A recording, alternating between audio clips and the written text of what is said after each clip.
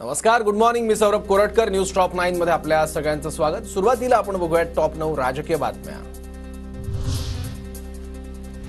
अरबी समुद्रातील स्मारक प्रकरणावरून संभाजीराजे आक्रमक. संभाजीराजे आज भूमिपूजन झालेल्या ठिकाणी जाऊन पाहणी करणार. संभाजीराजे पंतप्रधान मोदींना जाब विचारणार. ज्या बोटीने अरबी समुद्रातील जाणार त्या बोटींच्या मालकांना सरकारकडून धमक्या. ऑडिओ क्लिप शेअर करत महाराष्ट्र स्वराज्य पक्षाचा आरोप.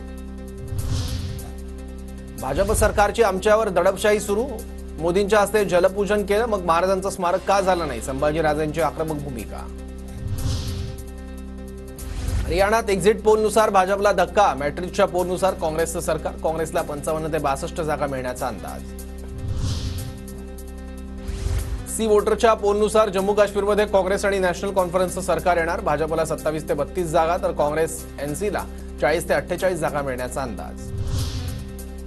शरद पवार गट अजित पवारांना आणखी धक्का देण्याच्या तयारीत. रमेश थोरात तुतारी हाती घेण्याची शक्यता. तर यापुढे कार्यकर्त्यांना त्रास झाल्यास वेगळा निर्णय घेऊ. रामराजे निंबाळकरांचा इशारा.